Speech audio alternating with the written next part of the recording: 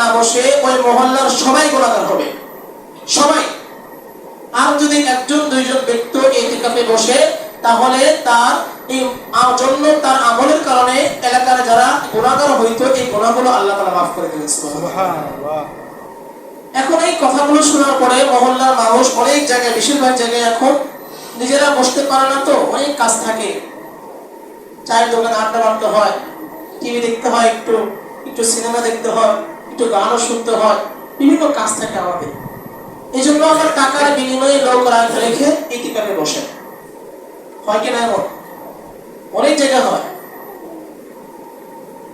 স্পষ্ট মাসআলা শোনেন, টাকার বিনিময়ে ইতিকাফে বসানো এবং বসা, টাকার বিনিময়ে ইতিকাফে বসানো এবং বসা না জায়েজ, একটাও জায়েজ না, বরং উভয়ে গুনাহগার হবে। ইবাদত কখনো টাকার বিনিময়ে হয় না। দেখেন, অনেকে তো নামাজ পড়ে না ঠিক মতো, অনেকে আসে নামাজ পড়েও না কোনোদিন। তো সেই ব্যক্তি যদি বলে আমি তো নামাজ পড়তে পারতেছি না, ভাই তোমাকে 100 টাকা দিলে আমার নামাজটা পড়ে দাও, বলে তো তার নামাজটা হবে? কি বলেন ভাই, নামাজটা হবে? তার নামাজটা হবে না। যার নামাজ তাকেই পড়তে হবে, এটা ইবাদত। এই জন্য ইতিকাফ একটা ইবাদত, আল্লাহ তাআলার সঙ্গে সম্পর্ক সৃষ্টি করা, আল্লাহ তাআলার সঙ্গে মহব্বত সৃষ্টি করা। তো আল্লাহ তাআলা আপনাকে এর বিনিময় দান করবেন। যদি 10 দিন ইতিকাফে বসেন, এর সব আল্লাহ তাআলা আপনাকে দান করবেন। যদি আপনার টাকার বিনিময়ে এখানে বসেন, আমি যদি টাকার বিনিময়ে বসি, তো আমি আল্লাহর কাছ থেকে কিছু আশা করতে পারি না। এই জন্য টাকার বিনিময়ে ইতিকাফে বসা এবং বসানো উভয়টাই না জায়েজ, জায়েজ না। এই জন্য মুহতারাম হাজিরিন, একমাত্র আল্লাহকে সন্তুষ্ট করার জন্য, আল্লাহকে ভালোবেসে, আল্লাহকে মহব্বত করে আমার জীবনটা পরিবর্তন করার জন্য, আমার কবরে হিসাব দেওয়ার জন্য, আমি কি নিয়ে কবরে যাব এই কবরে হিসাবটা দেওয়ার জন্য, আল্লাহকে মহব্বত করে আল্লাহকে সন্তুষ্ট করার জন্য আমরা ইতিকাফে বসবো। পারবো তো ইনশাআল্লাহ? আল্লাহ তাআলা সবাইকে তৌফিক দান করুন। এখানে কেউ কে আছেন যে এবার ইনশাআল্লাহ ইতিকাফে বসবেন আল্লাহকে সন্তুষ্ট করার জন্য? ইনশাআল্লাহ। আলহামদুলিল্লাহ, সবাই আলহামদুলিল্লাহ বলি। আল্লাহ তাআলা এই মুরব্বিকে তৌফিক দান করুন, সিহাতের জিন্দেগি দান করুন, এবং আল্লাহ তাআলাকে সন্তুষ্ট করার জন্য, খুশি করার জন্য ইতিকাফ করার তৌফিক দান করুন। আর কেউ আছেন ভাই 10টা দিন? আল্লাহ আলহামদুলিল্লাহ, মোবারক সাহেব আছেন। আমরা সবাই দোয়া করি আলহামদুলিল্লাহ, আল্লাহ তাআলা যেন এই ইতিকাফের ওসিলায় তাদের জিন্দেগি পরিবর্তন করে দেন, সারা বছর যেন 5 ওয়াক্ত নামাজ পড়তে পারে, এই তৌফিক আল্লাহ তাআলা তাকে দান করেন। সবাই বলে আমিন। তাহলে যে হুজুর আপনারা তো বললেন যে টাকার বিনিময়ে বসানো জায়েজ না, বসানো জায়েজ না, তাহলে যারা বসবে এদের বাজার সাথে কিভাবে করবে, খাবার দাবার কিভাবে করবে? মাসলা তো আসে। দেখেন, এদের জন্য এদের পরিবার সর্বপ্রথম চেষ্টা করবে, যদি খাবার দেওয়ার মতো আনার মতো কোনো লোক না থাকে, কেউ নেই, তখন এই ব্যক্তি শুধু খাবার খেয়ে চলে আসবে, কোনো কথাবার্তা বলতে পারবে না। আর যদি লোক থাকে তাহলে তার খাবারটা মসজিদে পৌঁছে দেবে। এখন বাজার সদায় আর্থিক অবস্থা খুব খারাপ, সে যদি 10 দিন ইতিকাফ করে তার পরিবার না খেয়ে থাকার সম্ভাবনাও আছে। এখন আমরা কি করতে পারি? এখন হলো আমরা সামাজিকতা রক্ষা করতে পারি, টাকার বিনিময়ে বসানো না। আমাদের সমাজের একজন মুরব্বী মসজিদে ইতিকাফে বসছে, এজন্য আমরা সামাজিক ভাবে যে যতটুকু পারি তার বাসায় আমরা হাদিয়া পৌঁছে দেব। তার বাসায় আমরা একদিন বাজার করে দিলেন, আরেকজন আরেকদিন বাজার করে দিলেন, বা সবাই মিলে শুধু এই হাদিয়া হিসাবে কিছু টাকা সংগ্রহ করে তার পরিবারের কাছে পৌঁছে দিলেন। তখন কিন্তু টাকার বিনিময়ে ইতিকাফে বসানো হবে না, বরং সামাজিক আন্তরিকতা এবং রমজান একটা হাদিয়া হিসেবে তার পাঠানো হবে। এটা আমরা করতে পারি। কিন্তু চাঁদা উঠিয়ে বা মসজিদের ফান্ড থেকে কোনো টাকা দিয়ে ইতিকাফে বসানো জায়েজ না। রাসূল সাল্লাল্লাহু আলাইহি সাল্লাম ইতিকাফ কখনো ছেড়ে দেন নাই। কিন্তু আমাদের অবস্থাটা এমন হয়েছে যে আমরা ইতিকাফের নাম শুনলেই ভয় পাই। হায় 10টা দিন মসজিদে আবদ্ধ হয়ে থাকতে হবে, 10টা দিন বাইরে ঘোরাফেরা করতে পারবো না, 10টা দিন আমি চায়ের দোকানে যাইতে পারবো না, 10টা দিন বন্ধুদের সঙ্গে আড্ডা দিতে পারবো না। এই যে 10টা দিন অনেক কিছু মনে হয় আমাদের কাছে। দেখেন, আপনি কত জমা এখানে পড়ে গিয়েছেন, আবার আজকে একটা জমা, এক সপ্তাহ কিভাবে কাটছে আপনি হিসাবই করতে পারবেন অনেক সময়। তো 10টা দিন অনেক বেশি সময় না আমাদের জন্য। যদি আমরা নিয়ত করি, আমাদের সৎ ইচ্ছা থাকে, তো আল্লাহ রাব্বুল আলামিন আমাদেরকে তৌফিক দান করবেন। তাহলে বলেন তো, আমাদের জন্য ইতিকাফ করা জরুরি নাকি জরুরি না? আপনি খেলাই সময় কাটিয়ে দিবেন, আপনার জিন্দেগি শেষ হয়ে যাবে। আপনি ইতিকাফে বসলেও সময় শেষ হয়ে যাবে, ইতিকাফে না বসলেও সময় শেষ হয়ে যাবে।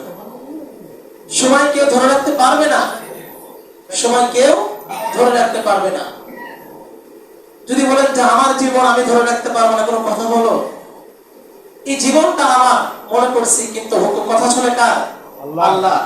এই হাতটা আমার, কিন্তু কথা শুনে কার? আল্লাহ। চোখটা আমার, কথা শুনে কার? আল্লাহ। বিশ্বাস হয় না? অনেক সময় দেখবেন চায়ের দোকানে যখন মানুষ চা পান করতে যায়, দোকানের ছোট বাচ্চারা চা দিতে যায়, চাচা আপনার চা তো হয়ে গেছে, চাটা নেয়। চাচা বাম হাত দিয়ে চাটা ধরে, ওই ছেলে যদি বলে চাচা ডান হাতটা গায়ে দেন, চাচা বলবে ভাতিজা ডান হাত আমার চলে না। তখন ওই ছোট্ট বাচ্চা চিমটি কেটে দেখে ডান হাতে কোনো কথাই শোনো না, যেরকম পড়ে আছে এরকম ভাবে এরকমই পড়ে আছে। স্ট্রোক করে মানুষ, প্যারালাইসিস হয়ে যায়, মানুষের একটা অঙ্গ পড়ে যায়। আপনার ডান হাত যে পড়ে আছে, এভাবে উঠানোর ক্ষমতা আপনার থাকবে। কি বলে থাকে মানুষের? পা একটা শেষ হয়ে গেছে, কথা শোনে না, চলতে পারে না, লাঠি ভর দিয়ে হাঁটতে হয়। বলে পা তো আমার, বলে হ্যাঁ পাটা আপনার, কিন্তু আপনার পাটা আপনার কথা শোনে না, পাটা কথা শোনে আমার আল্লাহ তাআলা। এই জিন্দেগিটা আপনার, বডিটা আপনার, কিন্তু কথা শোনে আল্লাহ। কে আছে বলেন বৃদ্ধ হতে চায়? যারা ওখানে বয়স্ক হয়েছেন আপনারা বলেন, আপনারা কি বৃদ্ধ হতে চান? কেউ বৃদ্ধ হতে চান না। আমরাও চাই না বড় হয়ে যাব, আমরাও তো চাই সারা জীবন আমি যুবক হয়ে থাকবো। আমি তো পারি না আমার যৌবনকে ধরে রাখতে, আমি তো পারি না আমার দাড়িগুলো পেকে যাক, এটা আমি চাই না। আমি তো চাই আমার দাড়িগুলো কাঁচা থাক, আমি মানুষের মধ্যে বড় বীরত্বের সঙ্গে চলবো। আমার বলি তো আমার কথা শোনে না, আমার বলি তো আমার কথা শোনে না। মাথার চুলগুলো পেকে গিয়েছে আমাদের, কই আমি তো চাইতাম আমার চুলগুলো কালো থাক। অনেকেই তো এখন পার্লারে গিয়ে, সেলুনে গিয়ে চুলগুলো কালারিং করে আসে, যে একটু ভালো দেখা যায়। চুল পেকে গিয়েছে, মানুষের মধ্যে গেলে, দাওয়াত খাইতে গেলে সবাই বলবে এই তো বড় হয়ে গেছে দেখি। কি বলেন, করে না মানুষ এমন? এই বড় হয়ে গেছে, চুল পেকে গেছে, কেমন কেমন দেখা যায়। এই জন্য কি করে চুলগুলো কালো করে আসে, মেহেদি লাগাই আসে, দাড়িগুলো কলপ দিয়ে আসে।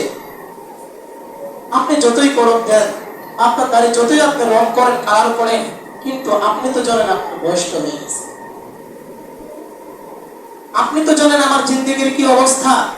মুহতারাম হাজিরিন, আল্লাহ আমাদেরকে গুনাহগুলো মাফ করানোর জন্য এত বিশেষ অফার দিয়ে রেখেছেন, যে অফার এই শেষ নবীর উম্মত ছাড়া অন্য কোনো নবীর উম্মতকে দেওয়া হয়নি। সুবহানাল্লাহ। এমন অফার অন্য নবীর উম্মত তো দূরের কথা, অন্য কোনো নবীকেও দেওয়া হয়নি। সুবহানাল্লাহ। এত সুন্দর অফার পাওয়ার পরেও, সুযোগ পাওয়ার পরে যদি আমি আমার জীবনের গুনাহগুলো মাফ করাইতে না পারি, এত সুন্দর সময় কাজে লাগানোর পরিবর্তে যদি আমি এখনো গুনাহের মধ্যে লিপ্ত হয়ে থাকি, তাহলে আমার মতো হতভাগা পৃথিবীতে আর কেউ নেই। মুহতারাম হাজিরিন, এই জন্য সামনে আমাদের ইতিকাফের সময়, লাইলাতুল কদরের সময়।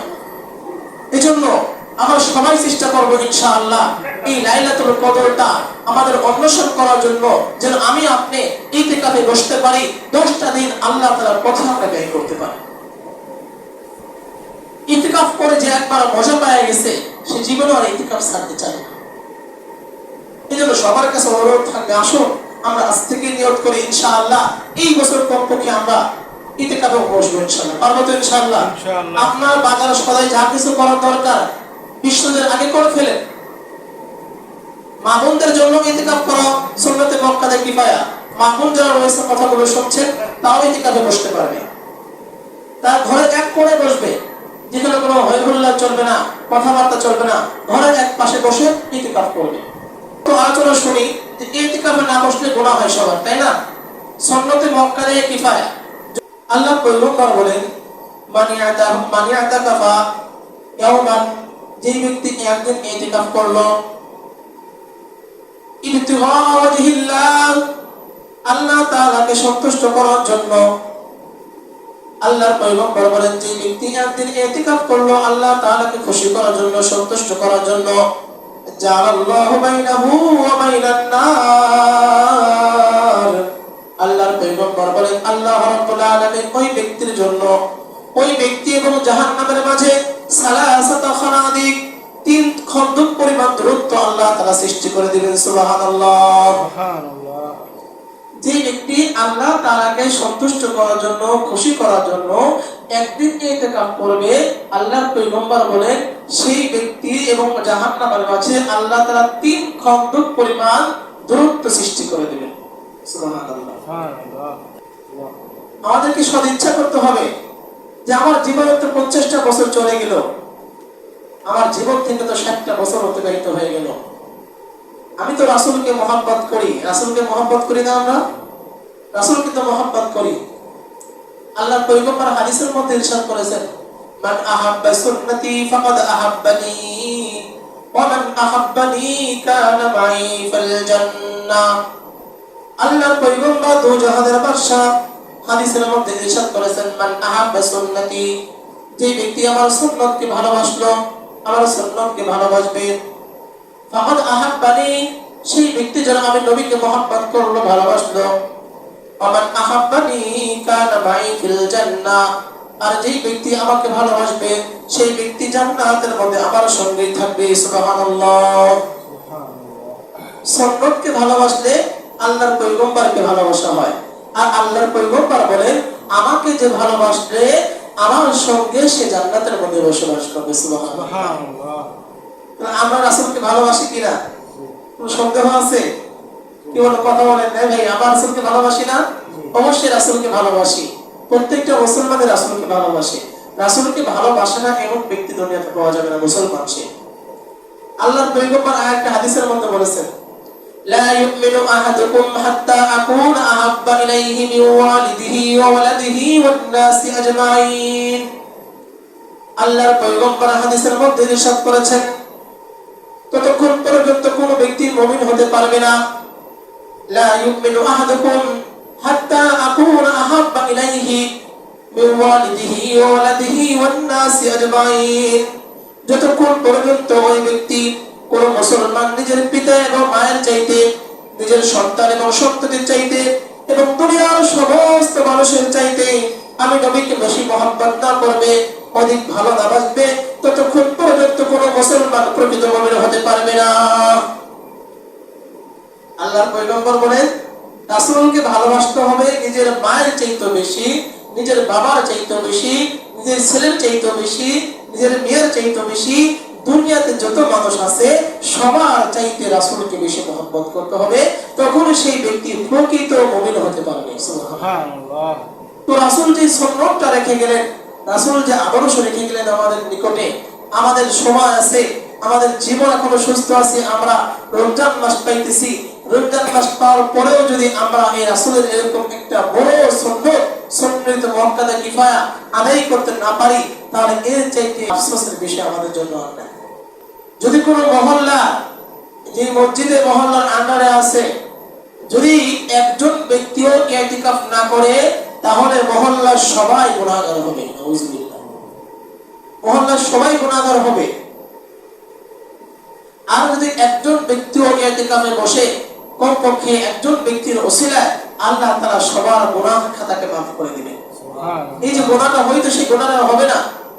আর যদি কেউ না বসে, তাহলে সবাই গুনাহগার হবে, সবাই। এত বড় একটা মহান হুকুম, এটা সুন্নাত, আমরা আজকে অবহেলার মধ্যে কাটিয়ে দিচ্ছি। যার বয়স 24 বছর, যার বয়স 50 বছর, যার বয়স 80 বছর, সেই ব্যক্তি যদি ইতিকাফ করত, তাহলে তার আমলনামায় কতই না সওয়াব হতো।